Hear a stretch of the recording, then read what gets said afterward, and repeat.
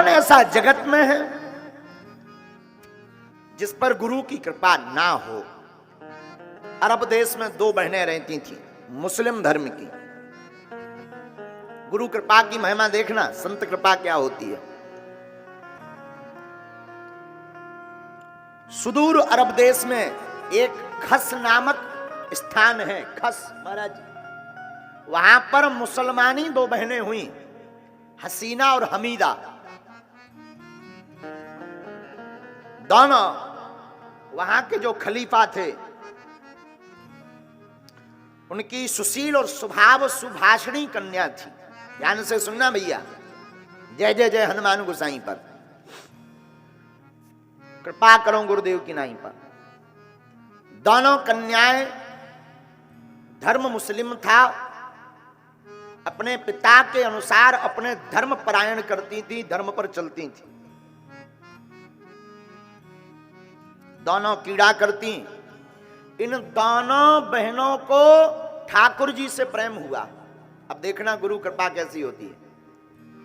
भारत के फक्कड़ साधु, बुरा मत मानना मेरे प्यारे, भारत वो देश है, भारत को विश्व गुरु क्यों कहते। यहाँ के संतों में बहुत ताकत होती है, जो विदेशों में भी जाकर के बुलंदी का झंडा गाड़ कर आते हैं। आहा, साधु। तो दो बहनें अरब देश की, खस नामक संभ्रांत प्रांत में, हमीदा और हसीना। जय जय जय हनुमान गोसाई, कृपा करो गुरुदेव की नाई। गुरु कृपा क्या होती है मेरे चंबल के पागलों, सुनो। एक भारत का फक्कड़ साधु उस अरब देश में पहुंच गया। वहां के जो राजा थे, पहले इतना धर्म विरोध नहीं चलता था, इतना नहीं होता था, सबको स्वतंत्रता थी। आप अपना धर्म मानो, आप अपना, कोई दिक्कत नहीं, किसी को विरोध नहीं। तब तो रसखान जैसे महापुरुषों को हमारे सनातन धर्म ने स्वीकार किया है, तभी तो स्वीकार किया। तो हमीदा और हसीना उस साधु को देखकर छिप गई। वहां के राजा ने स्वागत किया, पधारो भगवान। कहां से आना हुआ? उन्होंने बताया, मैं वृंदावन से हूं, भारत में एक स्थान है वृंदावन, वृंदावन बिहारी के पास रहता हूं। और ऐसी मीठी मीठी ठाकुर जी की वो कथा सुनाई, भगवान के रूप का वर्णन किया वृंदावन के साधु ने। वहां के जो राजा थे, जो मुसलमान राजा था, उनको ठाकुर जी की गाथा सुनाई। भगवान के रूप का, नवयौवन संपन्न का, वो अलकावली, वो भगवान की मुस्कुराहट, वो भगवान के काले काले तिरछे नैन, वो भगवान की घुंघराली लटे, लटके मुख, ऊपर कुंडल लोल कपोलन की, नेव छावर प्राण करूं कृष्णा, बलि जाऊं लला के बोलन की। वो भगवान का लावण्यमय स्वरूप, वो हमारे ठाकुर श्री रसिक बिहारी जी का, रास रासेश्वर बिहारी जी का, वृंदावन बिहारी, ब्रजेश्वर ब्रजनाथ श्री नंदनंदन यशोदानंदन देवकी नंदन, चित चोर माखन चोर, मुरली मनोहर, छलिया गोविंद गोपाल दामोदर गिरधारी बनवारी, श्री गोविंद कृष्ण चंद्र जगन्नाथ ठाकुर जी के नाम स्वरूपों का वर्णन किया। क्या अलकावली हमारे ठाकुर की, काली काली कजरारी अखियां, मोटे मोटे नैना, बड़े बड़े भरे भरे कपोल, लाल लाल होष्ठ, श्वेत श्वेत दंतावली, शंख की भांति गला भरा हुआ एकदम, भुजाएं मानो कोई योद्धा खड़ा हो, और नील स्वरूप, नील सरोरहु नीलमणि नील नीलधर श्याम, नीलांबुज श्यामल। वो भगवान का नील अंबर की भांति, दूध मक्खन मक्खन की भांति नीला स्वरूप, वो चितवन, वो चलन, वो बोलन। और भगवान नंदनंदन यशोदानंदन देवकी नंदन, जब ठाकुर जी वृंदावन की यमुना के तट पर कदम्ब के वृक्ष के नीचे खड़े होकर हाथ में कर में मुरली लेकर के, जब ठाकुर जी अपने अधरों पर, लाल लाल होंठों पर, लाल लाल अधरों पर लगाते और मुरली की मधुर तान, स्वर को, तान को छेड़ते, तो ठाकुर जी की मुरली की तान को सुनकर के बड़े बड़े अमलादिक देवता ठहर जाते, यमुना का बहता हुआ जल ठहर जाता, गोवर्धन के पर्वत के पत्थर जो निष्ठुर हैं एकदम टिके हुए हैं, गोविंद की बांसुरी की तान को सुनकर के पिघल करके जमुना की भांति बहने लगते। ऐसे सुंदर ठाकुर के रूप का वर्णन जब हमारे भारत के साधु ने किया तो वो जो दो बहनें थी, एक का नाम हमीदा, एक का नाम हसीना, उन दोनों के अंदर ठाकुर जी को देखने का प्रेम जग गया। मैं भी वृंदावन जाऊंगी, मैं भी श्रीधाम जाऊंगी, मैं भी अब रास रासेश्वर बिहारी जी के दर्शन करूंगी, मैं भी ब्रजेश्वर सरकार के दर्शन करूंगी। तो दोनों साधु जाने लगे तो दोनों हाथ जोड़कर, भगवान क्षमा करना, ये जो तुमने वर्णन किया कि कोई इतना सुंदर है, मुरली लिए, सांवला है, पीतांबर पहने, घुंघराली लटे हैं, लाल लाल उसके जो है होस्ट हैं, एकदम प्यारे से कपोल हैं, वो ब्रिज में कहां रहता, ये भारत में कहां रहता। महात्मा ने परिचय लिखवाया तो साधु तो रमता जोगी बहता पानी चल पड़े। इन दोनों के अंदर एकदम सत्य घटना, आप ये कोई बनाई हुई चर्चा नहीं है। कभी आप लोगों को मिले ना तो कल्याण पुस्तक का 26वें वर्ष का विशेष अंक भक्त चरितांग पढ़ना, उसमें इस कथा का वर्णन आया। दोनों बहनें बाबरी हो गईं, दोनों के अंदर ठाकुर जी का भाव जग गया। अपने पिता से बोली माफ करना, मैं तो भारत जाऊंगी। पिता ने बहुत समझाया, कहां जाओगी, पहले कोई हवाई जहाज तो होती नहीं थी, नाव से यात्रा की जाती थी, बहुत दिन लगेंगे, कई महीनों लगेंगे, मत जाओ। दोनों बहनें नहीं मानी। जब नहीं मानी तो भगवान श्री ठाकुर जी के दर्शन को उत्सुक होकर के एक काफिला, बगदादियों का एक काफिला जो भारत से निकलने वाला था, वो जा रहा था वहीं से, खस प्रांत से। वहां के राजा ने अपनी दोनों बेटियां हमीदा और हसीना और उसके साथ एक भाई उसका लगा दिया, एक सैनिक लगा दिया, जाओ तुम दर्शन कराओ, लिवा लाना वापस। दोनों चली। भगवान की लीला विचित्र है। रास्ते में डाकुओं ने हमला कर दिया, जो साथ में व्यापारी थे वो सब मारे गए।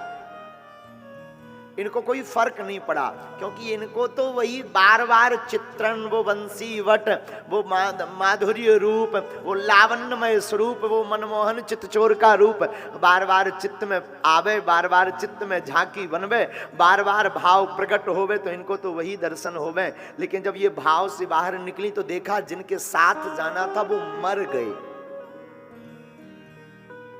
डाकुओं ने इन दोनों को पकड़ लिया, ले गए पकड़कर।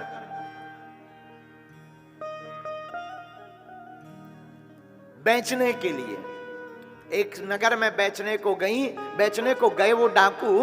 तो इन्होंने चतुरता से एक पत्र वहां के जो खलीफा होते थे, राजा, उनको भेजा, मैं ऐसी ऐसी मुसीबत में हूं, मैं अरब देश के खस राज्य के जो खलीफा हैं उनकी पुत्री हूं, मेरी रक्षा करो।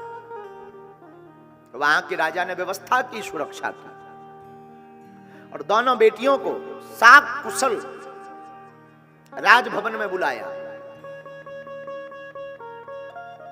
राजभवन में बुलाकर दोनों से कहा, अब तो कुशल हो ना? हाँ कुशल है। बहुत समझाया राजा ने, उस खलीफा ने और उसकी पत्नी ने, बेगम ने, वापस लौट जाओ, मत जाओ।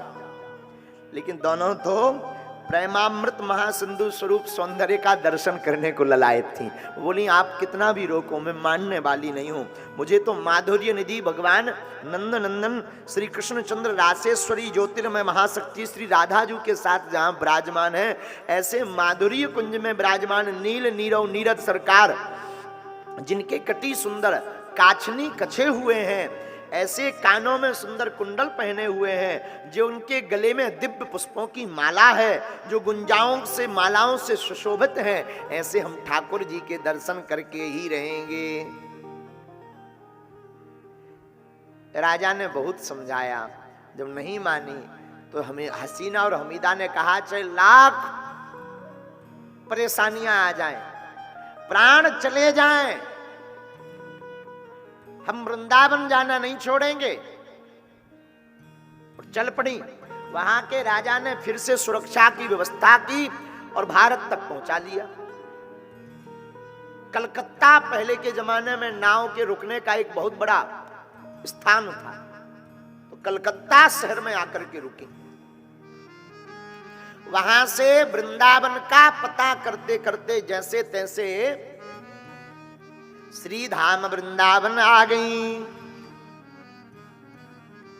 ठाकुर जी के भाव में बड़ी डूबी थी। अब जो साधु मिलवे उनको प्रणाम करवे लगवे, यही गुरु जी हैं। धीरे धीरे पूछते पूछते जहां वृंदावन में श्री बांके बिहारी हैं, उस मंदिर के द्वार पर पहुंच गई। राजसी सवारी से गई। राजा ने चूंकि सैनिक भेज रखे थे, तो पुजारियों पंडों ने पूछा, कौन है ये? परिचय बताया, ये अरब देश के एक राजा हैं, उनकी बेटियां हैं हसीना और हमीदा। मंदिर में जैसे तैसे तो प्रवेश हो गई, दर्शन करने ही वाले थे, एक बार नजर टिकी ही तब तक पुजारियों ने भगा दिया, भागो यहां से। कहां आ गई? पूरा मंदिर अपवित्र कर दिया तुम लोगों ने, यहां आकर सब बेकार कर दिया, छोड़ो मंदिर। बिचारी आंसू बहाती बहाती बाहर निकली। जैसे तैसे श्री कलकल किन्नौद करती हुई कालिंदी मां यमुना के तट पर आई और आकर बैठकर दोनों आपस में रोने लगी। आ तो गए हैं, कितनी परीक्षा तुमने मोहन नहीं ली, पर अब दर्शन से वंचित क्यों कर दिया? क्या बिगाड़ा था हमने? हे मोहन, हे माधव, आखिर हमारा दोष क्या है? यही दोष है कि हम मुसलमान हैं। पर ठाकुर जी, हमने तो साधुओं से, वृंदावन के संतों से और अपने गुरु जी से सुना था, हरि जी जैसो तैसो तेरो। अरे हम जैसे हैं आपके हैं, अब तो कृपा करो नाथ, अब दर्शन दो गिरधारी। हे गोविंद, हे चितचोर, हे माखन चोर, हे मुरली वाले, हे मनमोहन, अब तो दर्शन दो। व्याकुलता बढ़ गई। कब रात हो गई पता नहीं लगा। हमारे ठाकुर जी से रहा नहीं गया। सपने में पुजारियों को फटकार लगाई। प्रातः काल होते ही दोनों को साथ सम्मान मंदिर में लाना। वहां के गोसाई जो पुजारी जी थे, आहा हा, और भगवान को रात को ही नहीं रहा गया। रोज तो ठाकुर जी निधिवन में लीला करते थे, आज ठाकुर जी नाव में श्री रासेश्वरी बिहारी बिहारिणी जो भगवान वृषभान की लली को लेकर, राधा रानी को लेकर नाव में बैठकर ललिता विशाखा आदि सखियों के साथ शोभायमान होकर रमण विहार करते हुए श्री रमण बिहारी जी नाव चलाते चलाते जमुना जी के किनारे वहीं पहुंच गए जहां वो दोनों हमीदा और हसीना बैठी हुई थी। सुंदर बाकी छवि को देखकर दोनों आपस में चर्चा करने लगी। दोनों सहेलियां, भैया ये जिनकी गुरुजी चर्चा कर रहे थे ये वही लग रहे हैं। धीरे धीरे नाव किनारे पर आकर रुकी। तेज पुंज प्रकाश प्रकट भया। ललता सखी उतरकर सामने आई। इन्होंने प्रणाम करके कहा, आप कौन हैं? कहा, आप लोग क्यों यहाँ पर बैठी हैं? इतनी रात्रि में, देर रात्रि हो गई, निशा घोर हो गई, जाकर शयन करो। कौन हो? बहन क्षमा करना, मेरा नाम हमीदा है। ये मेरी राजा की पुत्री, मेरी सहेली बहन जैसी है। इसका नाम हसीना है। और ये अरब देश के खस सब प्रांत, जहां प्रांत है वहां के खलीफा की पुत्री है और यहाँ के जो श्री ब्रजेश्वर ठाकुर जी हैं उनके दर्शन करने को आई है। अच्छा, हाँ, तो क्या हुआ, यहाँ क्यों बैठी हो? यहाँ के आचार्यों ने दर्शन नहीं दिया, दर्शन करने से मना कर दिया।